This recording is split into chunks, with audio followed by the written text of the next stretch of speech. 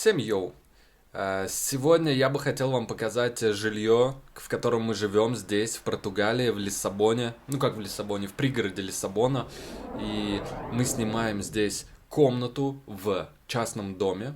Это наше рабочее место. Тут творческий беспорядок, конечно же. Вот стынет мой кофеек, пожалуйста. Отличный кофеек из машины, кофемашины, которую я вам покажу. Вот это некоторые шмотки наши, это не наша здесь стоит. Кружка мне подаренная, я привез из России кружку, кстати, написано душнило. Почему-то она мне очень нравится. Такой вот видок из окна.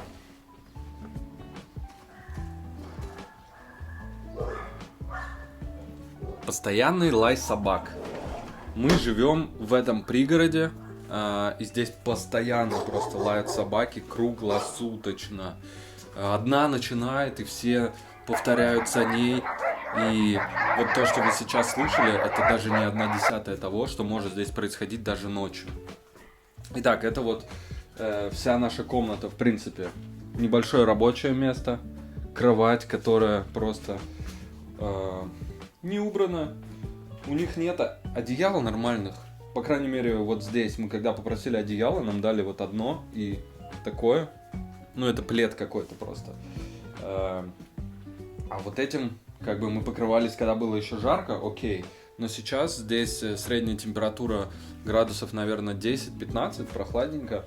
И нам приходится укрываться сразу 3. Поэтому здесь все навалено. Вот. Что еще? Еще здесь у нас есть шишки.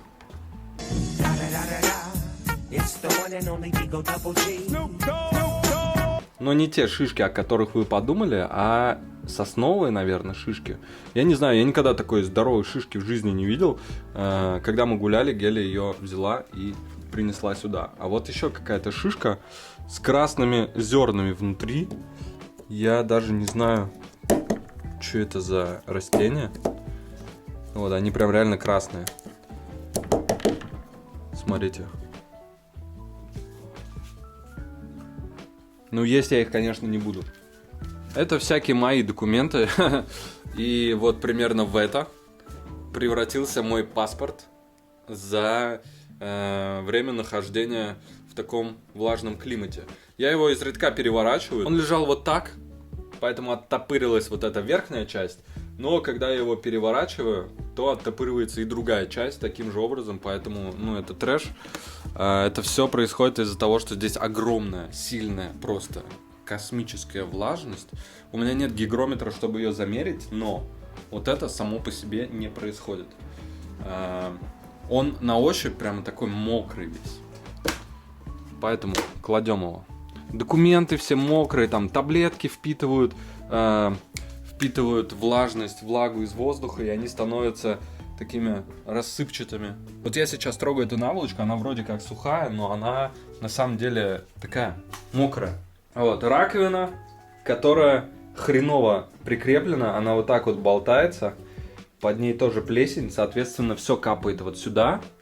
А еще здесь труба, вот таким вот гениальным образом сделана, то есть это все.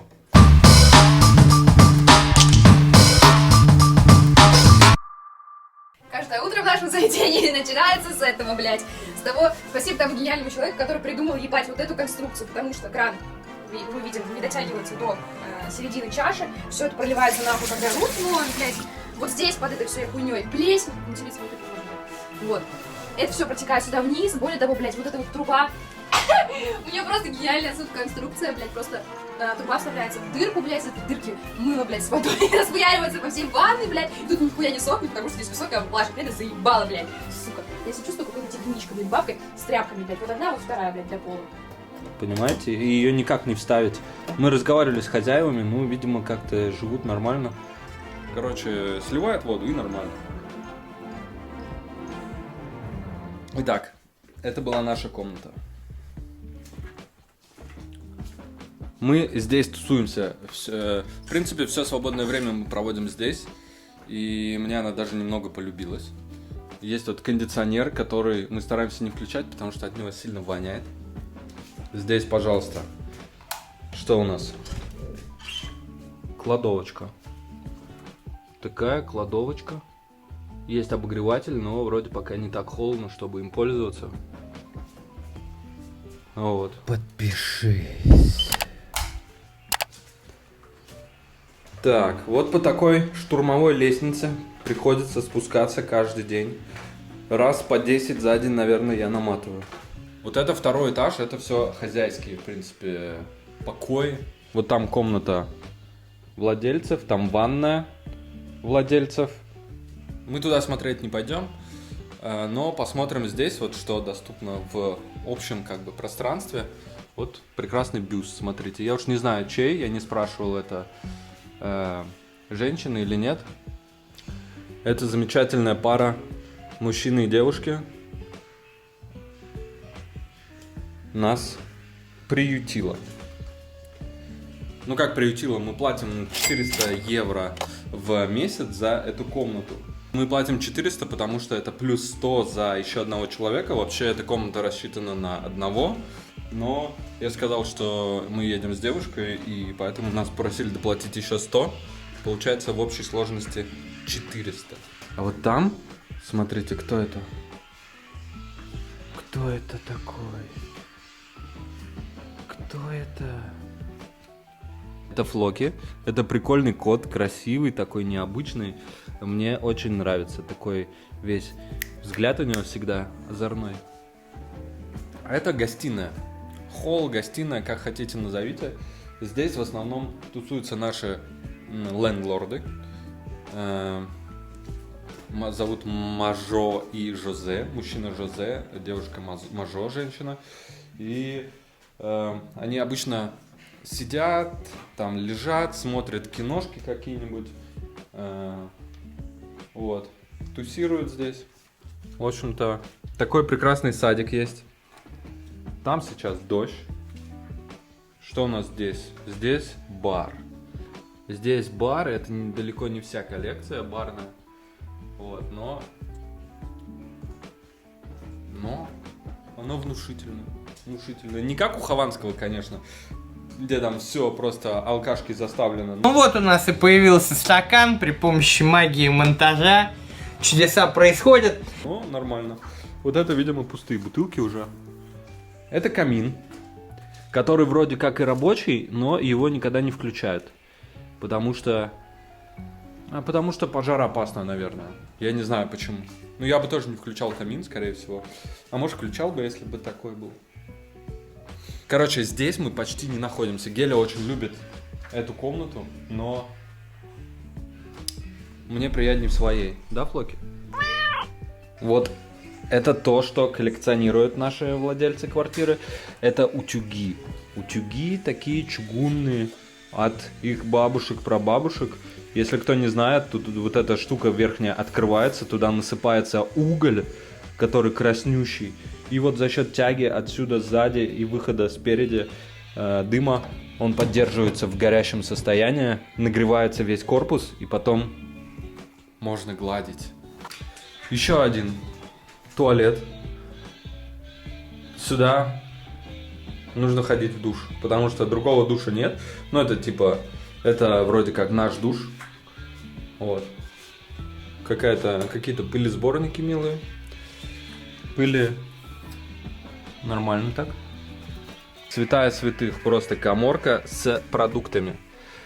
Вот, это небольшая наша полочка, все остальное это их. Вот там еще картошка наша. Вот это все просто, это их. Вау. Ты завидуешь? И кто здесь? Я делаю на завтрак что-то типа шавермы. Нажимаем это в раковине. Из ингредиентов это курица с яйцом, помидоры, огурец, руккола и соус для бургеров. Вот сколько раз мы ходили здесь по магазинам в поисках огурцов. Огурцы здесь. Есть готовый огурец, нет? Не разрезанный, то есть. Зедди говорил, что он очень любит огурцы, поэтому... Да. А вот мы нашли огурцы у наших хозяев. Огурцы почему любишь? Из-за формы? Я думаю, они не будут ругаться, мы просто на них смотрим. Так вот, это огурец. Видите, пупырышки есть. Это не такой гладкий огурец, как в России, сорта «Женская радость». Но, тем не менее, они совсем не прикольные. Геля, как он лежал? Но он совсем невкусный. На мой взгляд, такие огурцы невкусные. И я здесь пару раз ходил в магазин с русскими продуктами в Лиссабоне. Там можно купить гречку, там можно купить русские БПшки, там можно купить всякие русские товары, пиво русское. Не знаю, зачем здесь пиво русское. Что там еще было? Там много чего на самом деле. Квас какой-то говёный, сырки глазированные, мороженое. Мороженое обычное такое в вафельном стаканчике. Здесь огромная проблема с мороженым.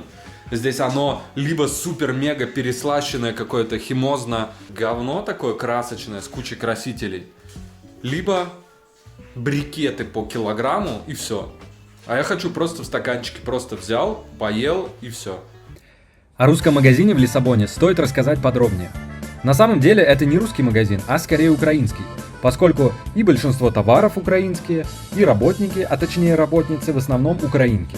И не магазин это, а целая сеть магазинов. Их много по всему Лиссабону. Здесь можно купить гречку, квас, семечки и мороженое. Все в основном из Германии, как ни странно.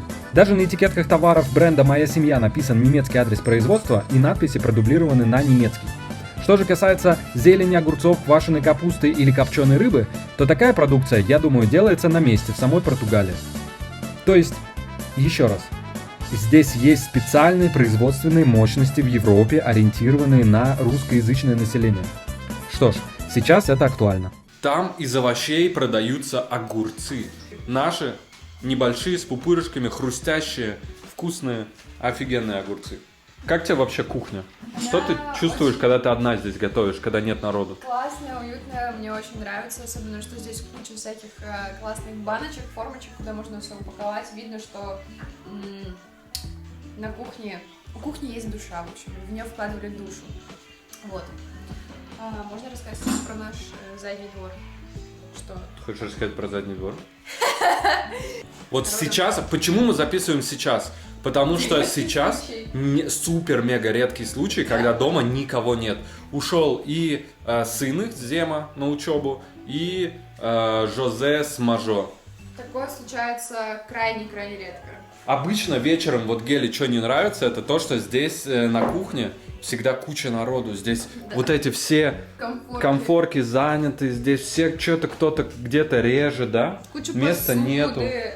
Люди постоянно, просто нельзя уединиться и поготовить свое удовольствие. И, конечно, готовка на чужой кухне это несколько другое.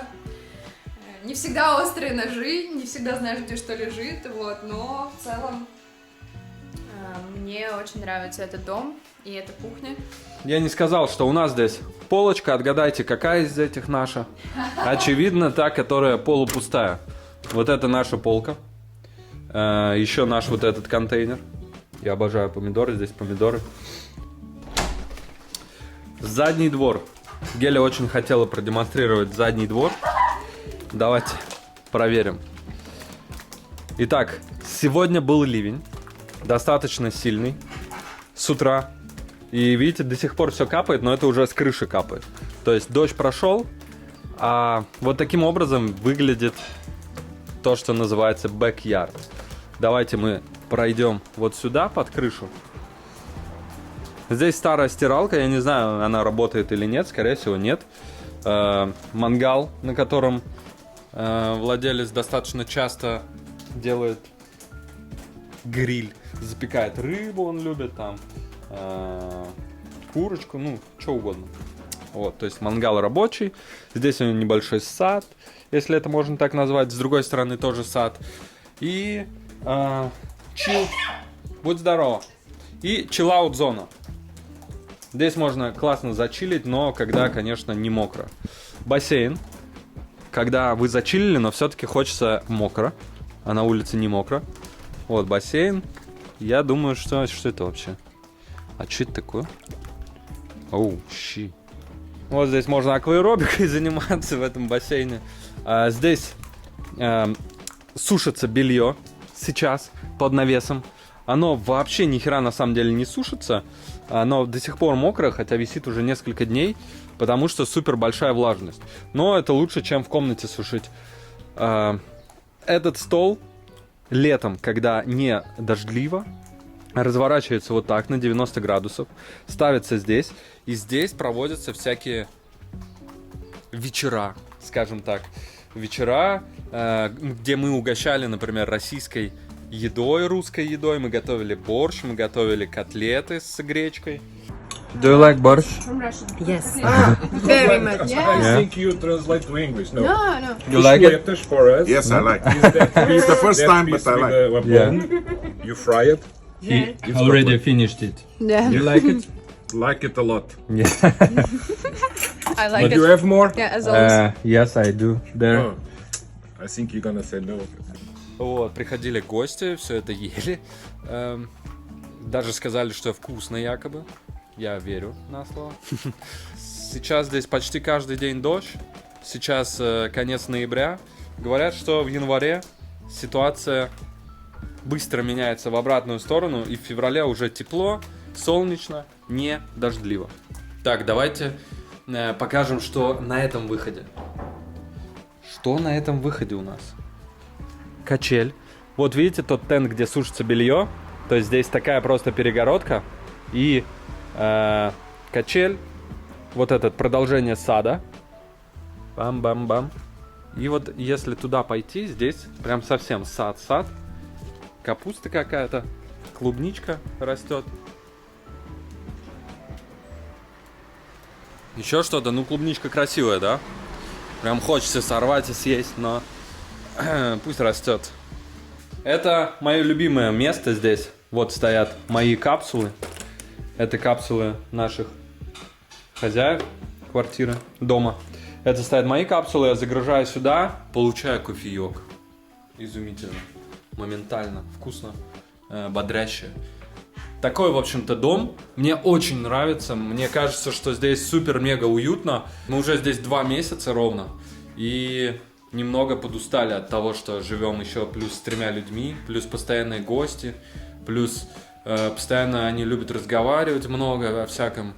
Ты, например, идешь сюда приготовить, да, Геля? Да. Что делаешь? Думаю, сейчас я за полчасика быстро все приготовлю, пойду дальше работать на своей любимой работе. Вот. Получается так, что вот стягивается часа на 2 все, потому что 1,5 часа вы еще разговариваете, обсуждаете какое-то блюдо, обстановку в мире или просто что угодно.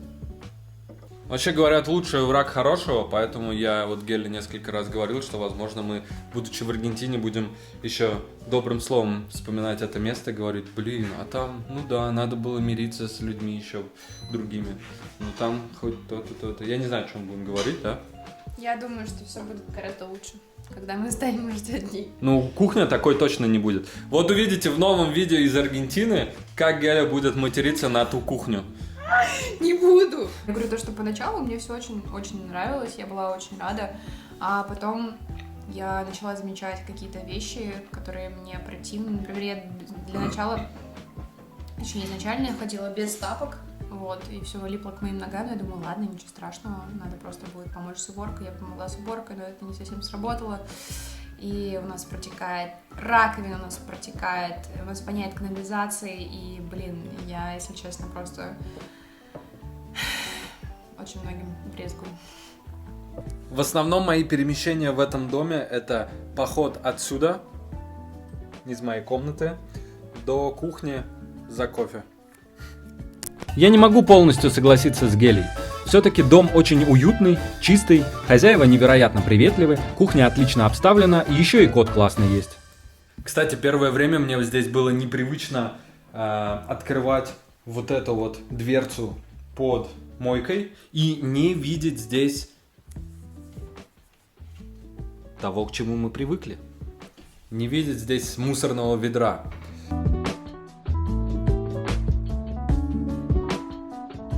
Подпишись.